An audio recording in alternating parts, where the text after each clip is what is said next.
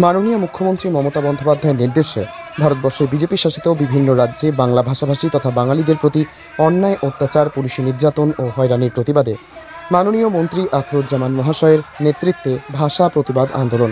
উপস্থিত ছিলেন জঙ্গিপুর সাংগঠনিক জেলা তৃণমূল কংগ্রেসের সভাপতি তথা সাংসদ মাননীয় খলিলুর রহমান মহাশয়, মাননীয় মন্ত্রী আখরুজ্জামান মহাশয়, ব্লক তৃণমূল কংগ্রেসের সভাপতি ইউসুফ শেখ মহাশয় সহ ব্লক নেতৃত্ব।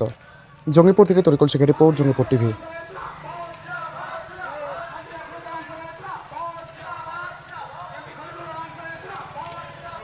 মারধর করা হলো, তারা ভর্তি থাকলো বিভিন্ন হসপিটালে এবং মুর্শিদাবাদে ভগবানগোলারও বেশ কিছু যুবক আছে। কি বলবেন একের পর এক এই ধরনের? এর জন্য তো হচ্ছে আজকের যে প্রতিবাদ মিছিল, বাংলা ভাষা এবং বাঙালির প্রতি যে নির্যাতন বিজেপি রাজ্যগুলিতে হচ্ছে, তার জন্য আমাদের এই প্রতিবাদ সভা। এই সভা শুধু লক্ষ্মীজলা অঞ্চলে হচ্ছে তা নয়, আমাদের বাংলার প্রতিটি অঞ্চলে, প্রতিটি ব্লকে কিন্তু এরকম প্রতিবাদ, আমাদের সভা, প্রতিবাদ মিছিল, ধিক্কার মিছিল এগুলি কিন্তু আমাদের হচ্ছে। যতক্ষণ না এই বিজেপি রাজ্যগুলিতে বাংলার মানুষের প্রতি যে সম্প্রীতি বা সমন্বয় রাখার যতক্ষণ না করবে, ততক্ষণ কিন্তু এই আন্দোলন আমাদের চলবে। আপনারা দেখতে পাচ্ছেন যে বিভিন্ন ইস্যুতে কেন্দ্রীয় সরকার বাংলার প্রতি বঞ্চনা করছে।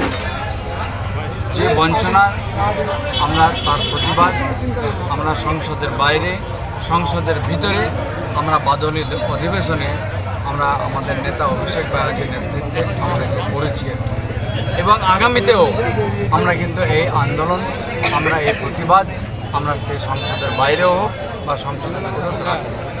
কারণ বাংলার মানুষ যেভাবে নির্যাতিত হচ্ছে, আমরাকে সংসদের ভিতরে সে বলার জায়গা দিতে হবে। যতক্ষণ না দেবে আমাদের সংসদের ভেতরেও কিন্তু আমাদের দাবি আন্দোলন চলবে।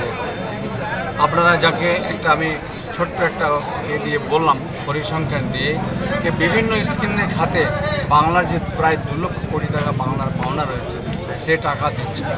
কেন দিচ্ছে না? যে বাংলায় উন্নয়ন হচ্ছে। যে উন্নয়নের নিরিখে তৃণমূল কংগ্রেস সংগঠিত হয়ে, ঐক্যবদ্ধ হয়ে একই জায়গায় রয়েছে, কিন্তু তাদের ইচ্ছা বাংলাতে তাকে এসে বাংলাতে তৃণমূল কংগ্রেসকে সরিয়ে নিজেরা গদি দখল করা। কিন্তু বাংলা সচেতন মানুষ, শুভবুদ্ধি সম্পন্ন মানুষ, তিনারা 2021 সালে যেমনটা বুঝেছিলেন যে না, আমাদের উন্নয়ন হচ্ছে, নেত্রী হচ্ছে মমতা ব্যানার্জি, মমতা ব্যানার্জির প্রতি সে আস্থা বিশ্বাস রেখেছিলেন। আগামীতেও 2026-এও চতুর্থবারও সে মমতা ব্যানার্জির প্রতি সে আস্থা বিশ্বাস রাখবেন। কারণ বাংলার মানুষ দেখতে পাচ্ছেন যে বিজেপি রাজ্যগুলিতে কীভাবে মানুষ কষ্ট পাচ্ছে, কেন্দ্রীয় সরকার বাংলার প্রতি কী ব্যবহার করছে, সবই মানুষের সবটাই দেখতে পাচ্ছে। কাজে আগামী দিন আমি সমস্ত আপনাদের মাধ্যমে সমস্ত রঘুনাথগঞ্জ বিধানসভাতে বটে আমি মুর্শিদাবাদ জেলা তথা বাংলার মানুষের কাছে আবেদন রাখব যে ভাবার সময় এসেছে। এই সময়ে কংগ্রেস, সিপিএম হাত কখনো আপনারা এই করবেন না। এরা কখনো ক্ষমতায় আসবে না, এরা মানুষের কাজও করবে না। উল্টো দিকে বিজেপির হাত যেন মজবুত না হয়, কারণ উন্নয়ন দেবে মমতা ব্যানার্জি।